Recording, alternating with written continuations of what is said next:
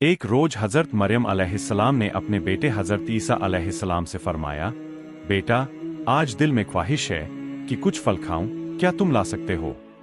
उस वक्त हजरत मरियम और हजरत ईसा एक सुनसान रेगिस्तानी इलाके में एक सादा सी झोंपड़ी में जिंदगी बसर कर रहे थे।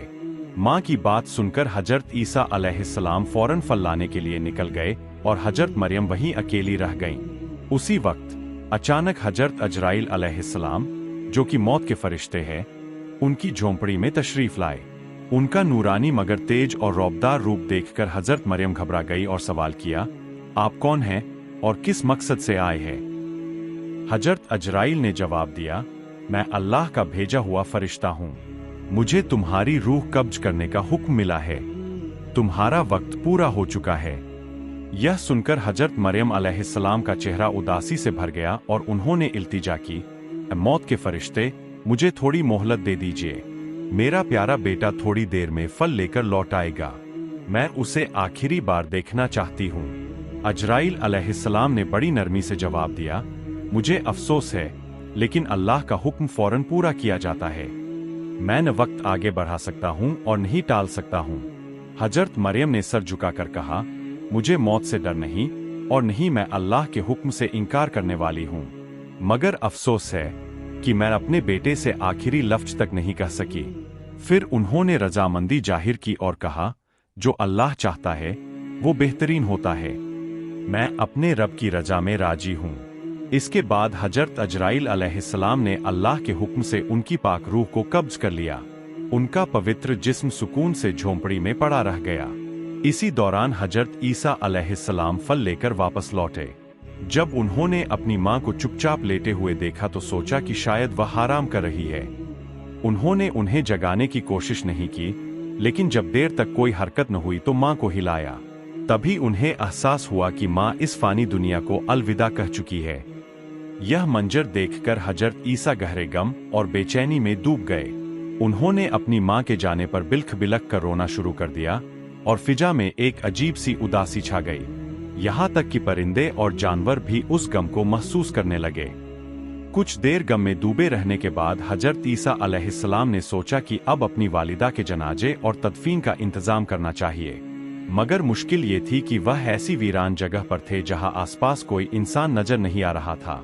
इसलिए वह अपनी मां की तदफीन के लिए मदद तलाश करने निकल पड़े। कुछ दूर चलने के बाद उन्हें कुछ लोग आते हुए दिखाई दिए। उन्होंने उनके पास जाकर कहा, मेरी वालिदा का इंतकाल हो गया है, क्या आप उनकी तदफीन में मेरी मदद करेंगे? उन लोगों ने जवाब दिया, अल्लाह के नबी, हम इंसान नहीं बल्कि फरिश्ते हैं, जिन्हें अल्लाह ने जन्नत से खास तौर पर आपकी मदद के लिए भेजा है। उन्होंने बताया, हम अपने साथ कफन, खुशबू और तदफीन का तमाम सामान लाए हैं। इसके बाद हजरत ईसा अलैहिस्सलाम ने फरिश्तों की मदद से अपनी वालिदा के जनाजे को तैयार किया और पूरी अकीदत से दफन किया। फिर वह बैतुल मुकद्दस की तरफ लौट गए और कुछ वक्त वहीं रहकर इबादत करते रहे। इसी दौरान अल्लाह की तरफ से उन पर नई वहय नाजिल हुई। अल्लाह ताला ने उन्हें नई शरीयत और किताब, इंजील अता की और हुक्म दिया कि अब वह लोगों को नई शरीयत के मुताबिक दावत दें। एक दिन हजरत ईसा अलैहिस्सलाम ने बड़ी मजलिस में खिताब करते हुए फरमाया, ए लोगों, अब मेरे पास अल्लाह की तरफ से एक नई किताब आई है और इसका पैगाम यह है कि अब पुरानी शरीयत के बजाय इसी पर अमल करो। उनकी बात सुनते ही यहूदी और बनी इस्राएल के लोग बौखला उठे। वो गुस्से से बोले, अब तक तो हम तुम्हें नेक और सच्चा समझते थे, लेकिन अब तुम हमारे बुजुर्गों के दीन को बदलने चले हो। उन्होंने इल्जाम लगाया, तुमने अपनी मनमर्जी से एक नया दीन बना लिया है और अब उसे हम पर थोपना चाहते हो। उन्होंने धमकी दी, अगर तुमने अपनी ये तहरीक बंद की तो हम तुम्हें जान से मार देंगे। इस पर हजरत ईसा अलैहिस्सलाम ने पुरसुकून लहजे में जवाब दिया, तुम्हारी धमकियों से मुझे कोई फर्क नहीं पड़ता। मैं अल्लाह का नबी हूं और मेरी जिम्मेदारी है कि मैं तुम्हें हक की तरफ बुलाऊं। उन्होंने कहा, अगर तुम इस सच्चे दीन को नहीं अपनाते तो तुम्हारा अंजाम भी वही होगा जो पिछली गुमराह कौमों का हुआ। जब ये पैगाम लोगों में फैलने लगा तो बनी इस्राएल के अंदर बगावत की लहर दौड़ गई। कुछ लोग उनके खिलाफ हो गए, मगर कुछ ने कलमा पढ़कर हजरत ईसा की दावत कबूल कर ली। इसी दौरान हजरत ईसा अलैहिस्सलाम ने अपने नबी होने के सबूत के तौर पर कई चमत्कार भी दिखाए। जैसे कि अल्लाह के हुक्म से मरे हुए को जिंदा कर देना, पैदाइशी अंधों को रोशनी बख्श देना और कोर के मरीजों को शिफा देना। उन्होंने मिट्टी से परिंदे बनाए और अल्लाह के हुक्म से उन्हें जानदार बना दिया। इन करिश्मों को देखकर कई लोग ईमान ले आए और सच्चे दीन की राह पकड़ ली, मगर जो जिद्दी और बदनसीब थे वो बगावत पर अड़े रहे। जब इन नाफरमान लोगों ने हजरत ईसा अलैहिस्सलाम को कत्ल करने का मंसूबा बनाया तो उनके ईमानदार साथी सामने आए। उन्होंने अपनी कौम को समझाया, पहले तुमने हजरत जकरिया और हजरत यहया को शहीद किया और अब यही इरादा हजरत ईसा के लिए रखते हो। उन्होंने कहा, तौबा करो और हजरत ईसा को अल्लाह का नबी मान लो।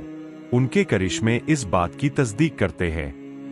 एक दिन हजरत ईसा अलैहिस्सलाम एक बड़ी मजलिस में तशरीफ लाए और लोगों से मुखातिब होकर फरमाया, ए लोगों, हजरत मूसा की उम्मत के लिए शनिचर का दिन इबादत के लिए मुकर्रर किया गया था। मुझे अल्लाह ने हुक्म दिया है कि मेरी उम्मत इतवार के दिन इबादत करे। इस दिन कारोबार और दुनियावी काम छोड़कर अल्लाह की इबादत और नेकियों की दावत दी जाए। इसी दिन अल्लाह की किताब की तिलावत करो और लोगों को अच्छाई की तरफ बुलाओ। फिर उन्होंने कहा, मैं तुम सबको एक बड़ी खुशखबरी देना चाहता हूँ।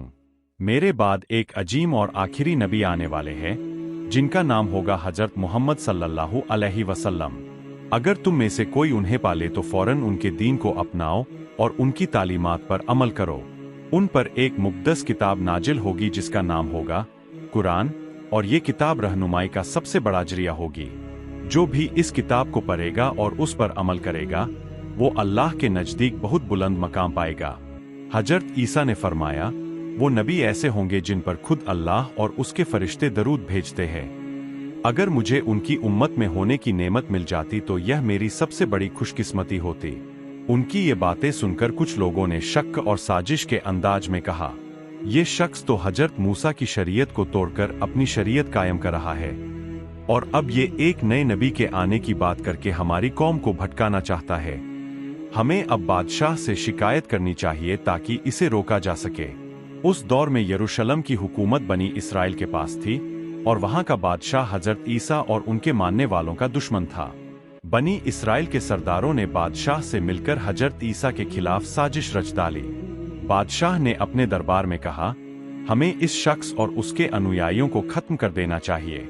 ये हमारे दीन और ताकत के लिए खतरा है और इनका खात्मा करना सवाब का काम है। इसके बाद तमाम बनी इस्राइल हजरत ईसा को खत्म करने की तैयारी में लग गए। उन्होंने उनके पीछे जासूस छोड़े और हर वक्त उन पर नजर रखने लगे। हजरत ईसा के सच्चे साथी इस खतरे को समझ चुके थे और उन्होंने अपने नबी की हिफाजत के लिए पहरा देना शुरू कर दिया। लेकिन बनी इस्राइल ने नई चाल चली। उन्होंने फैसला किया कि पहले नबी के साथियों को मार डालेंगे और फिर उन्हें भी कत्ल करेंगे। एक रात हजरत ईसा अपने साथियों के साथ एक महफूज जगह ऐनुल मल्लू मकान में ठहरे हुए थे। बनी इस्राइल को जब इसकी खबर मिली तो उन्होंने उस मकान को घेर लिया। फौजियों ने दरवाजा खटखटाया और एक सिपाही अंदर दाखिल हुआ। लेकिन उसी वक्त एक अजीब मौजिजा हुआ। अल्लाह ने अपना फरिश्ता भेजा और हजरत ईसा को फरमाया, ईसा, मैं तुम्हें अपनी तरफ उठा रहा हूं और काफिरों से बचा लूंगा। इसके साथ ही हजरत ईसा को रूह और जिस्म के साथ आसमान की तरफ उठा लिया गया और जो सिपाही अंदर आया था उस पर हजरत ईसा की शक्ल डाल दी गई। जब वो बाहर निकला तो सब समझ बैठे कि यही हजरत ईसा है और उसे पकड़कर पीटने लगे। वो सिपाही चीखने लगा, मैं तुम्हारा सरदार हूं, मैं ही था जो ईसा को पकड़ना चाहता था। लेकिन लोगों ने उसकी बात पर यकीन नहीं किया और उसे बुरी तरह मारने लगे। वो चिल्लाता रहा कि मुझे नहीं पता मेरी शक्ल कैसे बदल गई, मैं ईसा नहीं हूं। लेकिन किसी ने उसकी नहीं सुनी, उसे सूली पर चढ़ा दिया गया। लोगों में इस वाकये पर बहस शुरू हो गई। कुछ ने कहा हमने ईसा को मार दिया है, कुछ बोले ये तो हमारा सरदार था। भीड़ में फसाद मच गया, तलवारें निकल आईं और हर तरफ अफरातफरी फैल गई। मगर यह सब कुछ अल्लाह की कुदरत का करिश्मा था। हजरत ईसा अलैहिस्सलाम को अल्लाह ने अपनी हिफाजत में ले लिया था। उनकी गैर मौजूदगी में बहुत से लोगों ने ईमान कबूल कर लिया और दीन पर अमल का अहद किया। लोग पूछते फिरने लगे, हजरत ईसा कहाँ गए, क्या वो जिंदा है? कुछ उनके खलीफाओं के पास पहुंचे तो उन्हें बताया गया, अल्लाह ने अपने नबी को इज्जत के साथ चौथे आसमान पर उठा लिया है। हदीसों में आता है कि क़यामत से पहले एक बड़ा फितना आएगा जिसका नाम दज्जाल होगा।